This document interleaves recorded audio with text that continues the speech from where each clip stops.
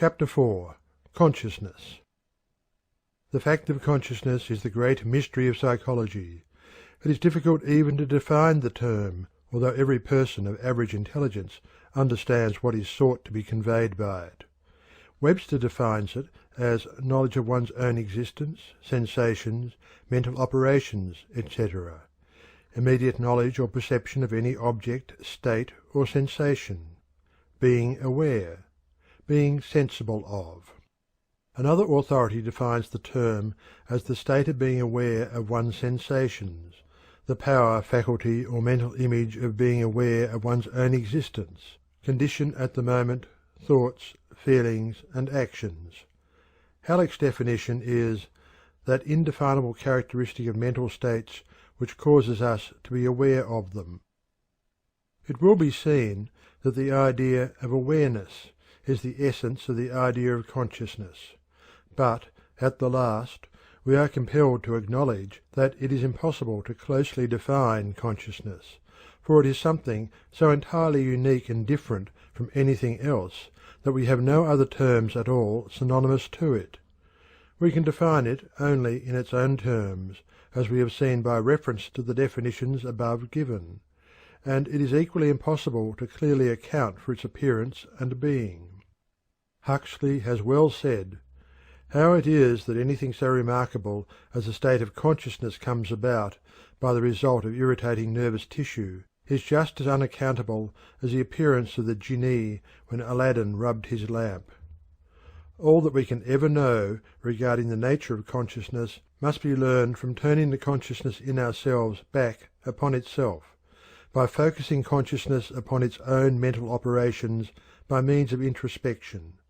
By turning inward the conscious gaze, we may perceive the flow of the stream of thought from its rise from the subconscious regions of the mind to its final disappearance in the same region. It is a common error to suppose that we are directly conscious of objects outside of ourselves. This is impossible, for there is no direct knowledge of such outside objects. We are conscious merely of our sensations of, or mental images of, the outside objects. All that is possible for us to be directly conscious of are our own mental experiences or states. We cannot be directly conscious of anything outside of our own minds. We are not directly conscious of the tree which we see. We are directly conscious merely of the sensation of the nerves arising from the impact of the light waves carrying the image of the tree. We are not directly conscious of the tree when we touch it and perceive its character in that way. We are directly conscious merely of the sensation reported by the nerves in the fingertips which have come in contact with the tree.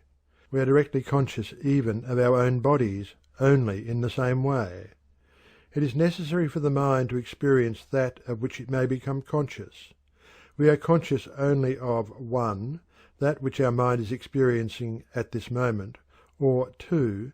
That which it has experienced in the past, and which is being re-experienced this moment by the process of the memory, or which is being recombined or rearranged this moment by the imagination. Subconscious planes. But it must not be thought that every mental state or mental fact is in the field of consciousness. This error has been exploded for many years. The fact is now recognized that the field of consciousness is a very narrow and limited one, and that the great field of mental activity lies outside its narrow limit. Beyond and outside of the narrow field of consciousness lies the great subconscious storehouse of memory in which are stored the experiences of the past, to be drawn again into the field of consciousness by an effort of the will in the act of recollection, or by association in ordinary remembrance. In that great region also the mind manifests many of its activities and performs much of its work.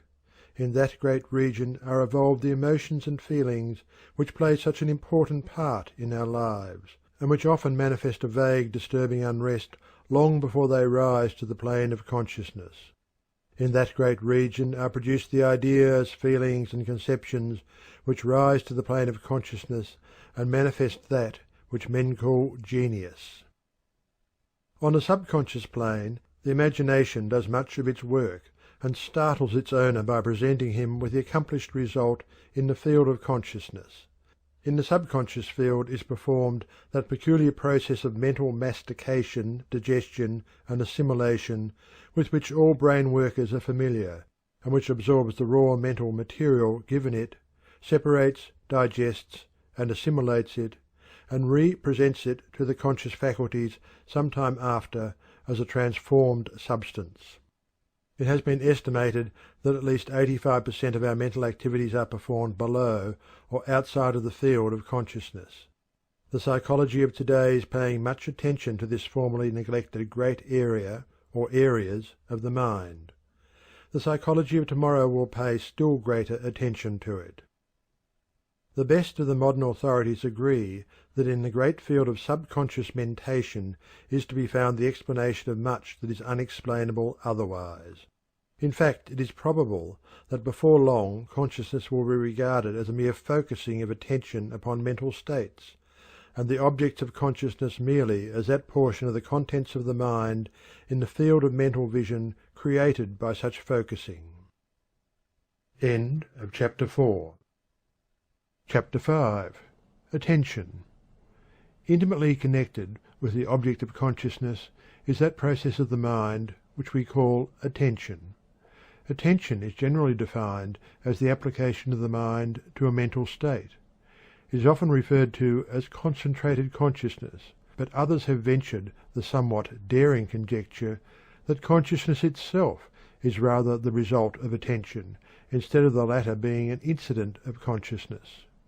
We shall not attempt to discuss this question here, except to state that consciousness depends very materially upon the degree of attention bestowed upon its object. The authorities place great importance upon the intelligent direction of the attention, and hold that without this the higher forms of knowledge are impossible. It is the common belief that we feel, see, hear, taste, and smell whenever objects affecting those senses come in contact with the organs of sense governing them. But this is only a partial truth. The real truth is that we become conscious of the report of these senses only when the attention is directed toward the sensation, voluntarily or involuntarily. That is to say, that in many cases, although the sense nerves and organs report a disturbance, the mind does not become consciously aware of the report unless the attention is directed toward it either by an act of will or else by reflex action.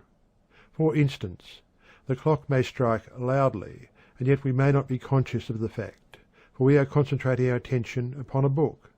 Or we may eat the choicest food without tasting it, for we are listening intently to the conversation of our charming neighbour.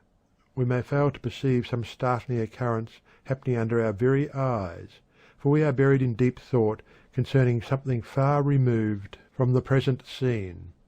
There are many cases on record showing that one may be so interested in speaking, thinking, or acting that he will not experience pain that would otherwise be intolerable. Writers have forgotten their pain in the concentrated interest bestowed upon their work. Mothers have failed to feel pain when their infants required urgent attention.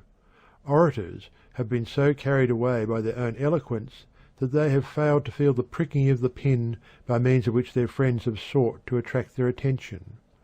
Not only perception and feeling depend largely upon attention, but the processes of reasoning, memory, and even of will depend upon attention for much of their manifestation. Psychologists divide attention into two general classes, that is, 1. Voluntary attention, and 2. Involuntary attention. Voluntary attention is attention directed by the will to some object of our own more or less deliberate selection. It requires a distinct effort of the will in order to focus the attention in this way, and many persons are scarcely aware of its existence, so seldom do they manifest it. Voluntary attention is the result of training and practice, and marks the man of strong will, concentration, and character. Some authorities go so far as to say that much of that which is commonly called willpower is really but a developed form of voluntary attention, the man of strong will holding before him the one idea which he wishes to realize. Involuntary attention, often called reflex attention, is attention called forth by a nervous response to some sense stimulus. This is the common form of attention, and is but the same form which is so strongly manifested by children whose attention is caught by every new object, but which cannot be held for any length of time by a familiar or uninteresting one. It is of the utmost importance that one should cultivate his power of voluntary attention. Not only is the will power strengthened and developed in this way, but every mental faculty is developed by reason thereof. The training of the voluntary attention is the first step in mental development. Training the attention. That the voluntary attention may be deliberately trained and developed is a fact which many of the world's greatest men have proved for themselves. There is only one way to train and develop any mental power or faculty, and that is by practice and use. By practice, interest may be given to objects previously uninteresting, and thus the use of the attention develops the interest which further holds it. Interest is the natural road over which attention travels easily, but interest itself may be induced by concentrated attention.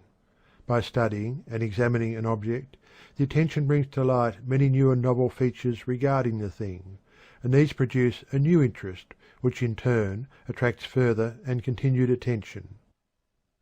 There is no royal road to the development of voluntary attention. The only true method is work, practice, and use. You must practice on uninteresting things, the primary interest being your desire to develop the power of voluntary attention. But as you begin to attend to the uninteresting thing, you will become interested in the task for its own sake. Take some object and place your mind upon it. Think of its nature, where it came from, its use, its associations, its probable future, of things related to it, etc., etc. Keep the attention firmly upon it, and shut out all outside ideas. Then, after a little practice of this kind, lay aside the object for the time being, and take it up again the next day, endeavouring to discover new points of interest in it. The main thing to be sought is to hold the thing in your mind, and this can be done only by discovering features of interest in it. The interest-loving attention may rebel at this task at first, and will seek to wander from the path into the green pastures which are found on either side thereof. But you must bring your mind back to the task again and again.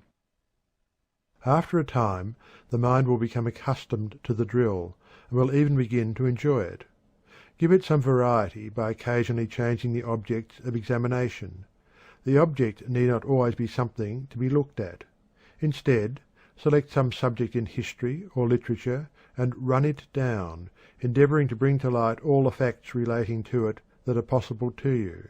Anything may be used as the subject or object of your inquiry, but what is chosen must be held in the field of conscious attention firmly and fixedly. The habit once acquired, you will find the practice most fascinating. You will invent new subjects or objects of inquiry, investigation, and thought, which in themselves will well repay you for your work and time. But never lose sight of the main point, the development of the power of voluntary attention. In studying the methods of developing and training the voluntary attention, the student should remember that any exercise which develops the will result in developing the attention, and likewise any exercise which develops the voluntary attention will tend to strengthen the will. The will and attention are so closely bound together that what affects one also influences the other. This fact should be borne in mind, and the exercises and practices based upon it. In practicing concentration of voluntary attention, it should be remembered that concentration consists not only of focusing the attention upon a given object or subject, but also of the shutting out of impressions from other objects or subjects. Some authorities advise that the student endeavour to listen to one voice among many, or one instrument among the many of a band or orchestra. Others advise the practice of concentrating on the reading of a book in a room filled by persons engaged in conversation, and similar exercises. Whatever aids in narrowing the circle of attention at a given moment tends to develop the power of voluntary attention. The study of mathematics and logic is also held to be an excellent practice in a concentration of voluntary attention, inasmuch as these studies require close concentration and attention. Attention is also developed by any study or practice which demands analysis of a whole into its parts, and then the synthesis or building up of a whole from its scattered parts. Each of the senses should play a part in the exercises, and in addition to this, the mind should be trained to concentrate upon some one idea held within itself, some mental image or abstract idea existing independently of any object of immediate sense report. End of chapter 5. Chapter 6. Perception. It is a common mistake that we perceive everything that is reported to the mind by the senses. As a matter of fact, we perceive but a very small portion of the reports of the senses. There are thousands of sights reported by our eyes, sounds reported by our ears, smells reported by our nostrils, and contacts reported by our nerves of touch, every day of our lives, but which are not perceived or observed by the mind. We perceive and observe only when the attention, reflex or voluntary, is directed to the report of the senses, and when the mind interprets the report. While perception depends upon the reports of the senses for its raw material, it depends entirely upon the application to the mind for its complete manifestation. The student usually experiences great difficulty in distinguishing between sensation and perception. A sensation is a simple report of the senses which is received in consciousness. Perception is the thought arising from the feeling of the sensation. Perception usually combines several sensations into one thought or percept. By sensation the mind feels. By perception it knows that it feels, and recognizes the object causing the sensation. Sensation merely brings a report from outside objects, while perception identifies the report with the object which caused it. Perception interprets the reports of sensation. Sensation reports a flash of light from above. Perception interprets the light as starlight, or moonlight, or sunlight, or as the flash of a meteor. Sensation reports a sharp, pricking, painful contact. Perception interprets it as the prick of a pin. Sensation reports a red spot on a green background. Perception interprets it as a berry on a bush. Moreover, while we may perceive a simple single sensation, our perceptions are usually of a group of sensations. Perception is usually employed in grouping sensations and identifying them with the object or objects causing them. In its identification, it draws upon whatever memory of past experiences the mind may possess. Memory, imagination, feeling, and thought are called into play, to some extent, in every clear perception. The infant has but feeble perception, but as it gains experience, it begins to manifest perceptions and form percepts. Sensations resemble the letters of the alphabet, and perception the forming of words and sentences from the letters. Thus C, A, and T symbolize sensations, while the word cat, formed from them, symbolizes the perception of the object. It is held that all knowledge begins with sensation, that the mental history of the race or individual begins with its first sensation. But, while this is admitted, it must be remembered that sensation simply provides the simple elementary raw material of thought. The first process of actual thought, or knowledge, begins with perception. From our percepts, all of our higher concepts and ideas are formed. Perception depends upon the association of the sensation with other sensations previously experienced. It is based upon experience. The greater the experience, the greater is the possibility of perception, all else being equal. When perception begins, the mind loses sight of the sensation in itself, for it identifies it as a quality of the thing producing it. The sensation of light is thought of as a quality of the star. The pricking sensation is thought of as a quality of the pin or chestnut burr. The sensation of odour is thought of as a quality of the rose. In the case of the rose, the several sensations of sight, touch, and smell, in their impression of the qualities of colour, shape, softness, and perfume, are grouped together in the percept of the complete object of the flower. A percept is that which is perceived, the object of the act of perception. The percept, of course, is a mental state corresponding with its outside object. It is a combination of several sensations which are regarded as the qualities of the outside object, to which are combined the memories of past experiences, ideas, feelings, and thoughts. A percept, then, while the simplest form of thought, is seen to be a mental state. The formation of a percept consists of three gradual stages, that is, 1. The attention forms definite conscious sensations from indefinite nervous reports. 2. The mind interprets these definite conscious sensations and attributes them to the outside object causing them. 3. The related sensations are grouped together, their unity perceived, and they are regarded as qualities of the outside object. The plain distinction between a sensation and a percept may be fixed in the mind by remembering the following. A sensation is a feeling. A percept is a simple thought identifying one or more sensations. A sensation is merely the conscious recognition of an excitation of a nerve end. A percept results from a distinct mental process regarding the sensation. Developing perception. It is of the utmost importance that we develop and train our powers of perception, for our education depends very materially upon our perceptive power. What matters it to us if the outside world be filled with manifold objects, if we do not perceive them to exist? Upon perception depends the material of our mental world. Many persons go through the world without perceiving even the most obvious facts.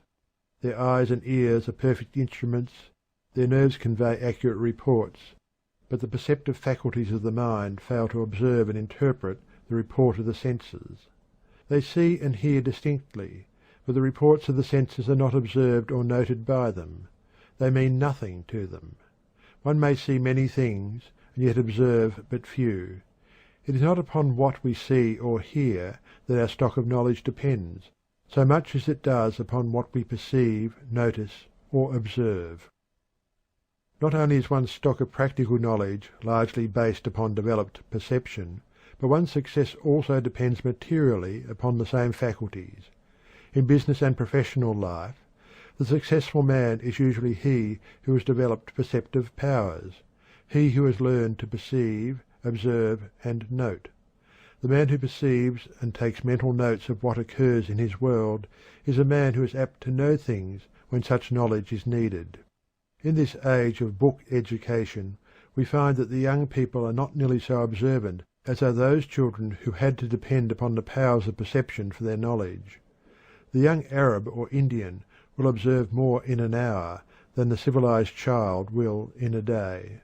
To live in a world of books tends, in many cases, to weaken the powers of observation and perception. Perception may be developed by practice. Begin by taking notice of the things seen and heard in your usual walks. Keep wide open the eyes of the mind. Notice the faces of the people, their walk, their characteristics. Look for interesting and odd things, and you will see them. Do not go through life in a daydream, but keep a sharp lookout for things of interest and value. The most familiar things will repay you for the time and work of examining them in detail, and the practice gained by such tasks will prove valuable in your development of perception.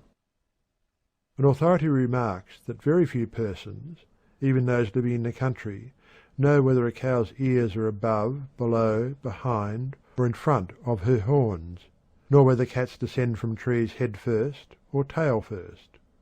Very few persons can distinguish between the leaves of the various kinds of familiar trees in their neighbourhood. Comparatively few persons are able to describe the house in which they live, at least beyond the most general features. The details are unknown. Houdin, the French conjurer, was able to pass by a shop window and perceive every article in it, and then repeat what he had seen. But he acquired this skill only by constant and gradual practice. He himself decried his skill and claimed that it was as nothing compared to that of the fashionable women who can pass another woman on the street and take in her entire attire, from head to foot, at one glance, and be able to describe not only the fashion and quality of the stuffs, but also say if the lace be real or only machine-made. A former president of Yale is said to have been able to glance at a book and read a quarter of a page at one time. Any study or occupation which requires analysis will develop the power of perception.